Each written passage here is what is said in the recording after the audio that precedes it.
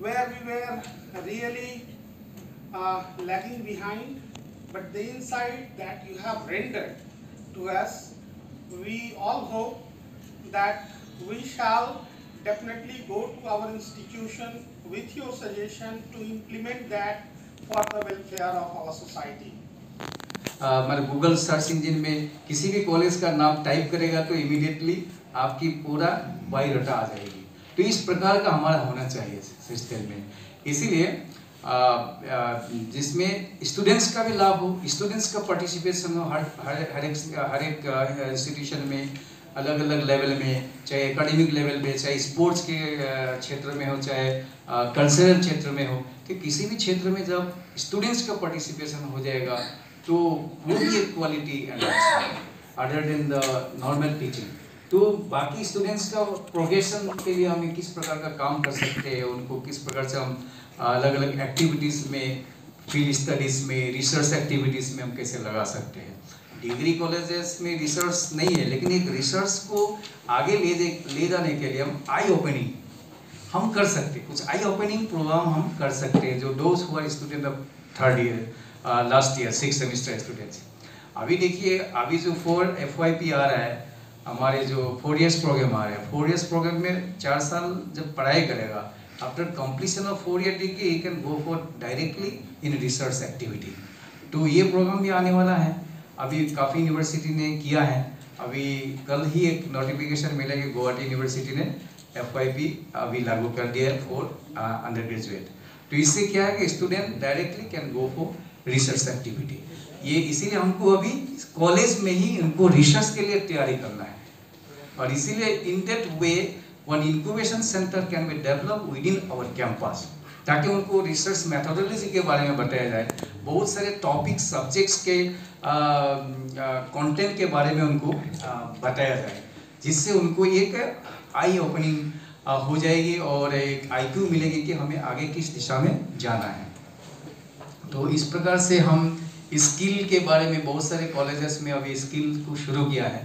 अभी हमारी UGC ने भी मान्यता दी है कि स्किल कुछ शुरू करना है, लेकिन थोड़ा सा अपने उसी लेवल पे कुछ प्रॉब्लम चल रहा है NSDC के साथ, इसीलिए अभी ज़्यादा as we expected from the UGC for development of the skill, we are not getting the proper support from the UGC, because उसमें भी कि UGC का ये जो डिज़ाइनिंग है अपना नहीं है, बिकॉज उसके लिए स्किल इंडिया स्कीम के तहत NSDC को डेवलप किया गया है। भारत सरकार ने नेशनल स्किल डेवलपमेंट कॉरपोरेशन बनाया गया, और NSDC और UGC के दोनों के बीच में जो जितना अच्छा संबंध होना चाहिए था, अभी कुछ ऑब्जर्व है, कुछ लैकिंग है, जिसके कारण प्रॉपर फैसिलिटेशन या प्रॉपर फाइनेंशियल सपोर्ट UGC की तरफ से हमें अभी कॉलेजों को नहीं मिल रहा है। लेकिन आप सेल्फ फाइनेंसिंग मोड पर आप इसको कंटिन्यू कर सकते हो, बट वेरी सुन UGC को इस प्रकार की भूमिका अपनी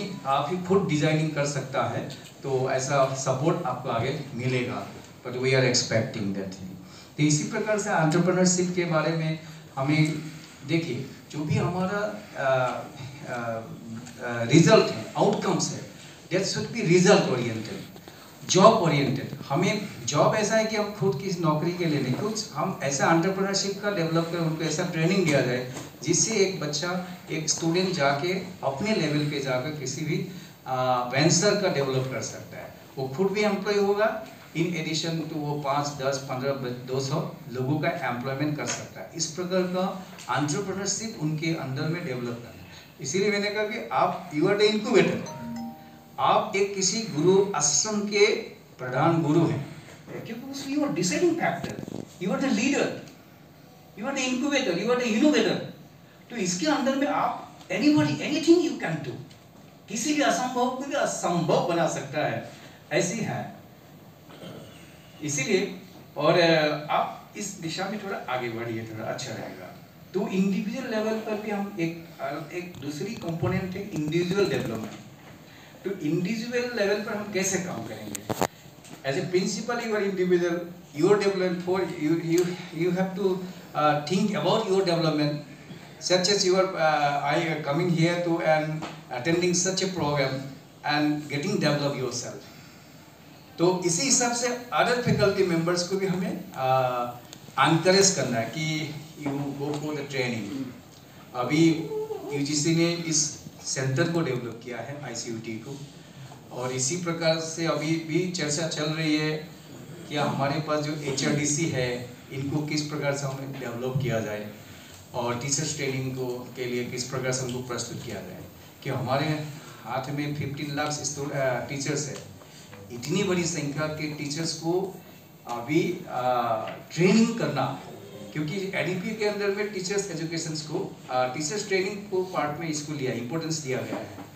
जैसे इंटीग्रेटेड हायर एजुकेशन जिसमें प्रोफेशनल एजुकेशन, टीचर्स एजुकेशन और स्किल एजुकेशन तीनों का इंटीग्रेशन किया गया है NEP में फॉर हायर एजुकेशन। तो टीचर्स एजुकेशन पहले था केवल हम स्कूल के टीचर्स को देते थे और जो हायर सेकेंडरी के स्कूल के टीचर्स को देते थे। अभी हमारे रिफ्रेशर और ओरिएंटेशन के सिवा हमें कुछ नहीं, वो refresher only for the promotion, for the next promotion के लिए हम करते थे।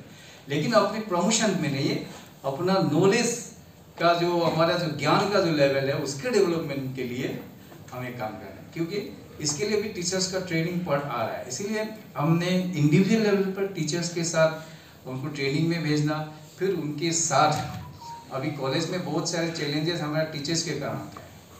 हमारा this is practical and reality, कुछ परसेंट टीचर्स प्रिंसिपल के अगेंस्ट में रहते हैं हमेशा।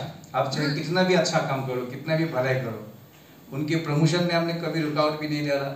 उनको टाइम टू टाइम स्किल उनको मिलता रहा, सभी प्रकार की सुविधा मिलता रहा। फिर भी कुछ प्रोफेसर्स होता है जो थोड़ा विरोध में रहता है। इन सबको भी मैनेज करके हमें जाना है, तो इनके साथ अच्छा रिलेशन डेवलप करना है। Being a head of the institution, हमें किसी के प्रति इम्पेरिटी नहीं रखने का है। ऑल आर इक्वल, हमारे डिस्ट्रिक्ट को नियम होने से एक दिन वो उनको समझ में आएगा, अभी नहीं तो कभी उनको समझ में आएगा। तो इस प्रकार से हम टीचर्स के साथ अच्छा बर्ताव के साथ और केयरिंग के साथ, और जो महिला टीचर्स उनके साथ भी अच्छा केयरिंग करना चाहिए। तो मुझे लगता है ऐसे एक अच्छा इंडिविजुअल लेवल पर हम संस्थान में इनका डेवलप कर सकते हैं।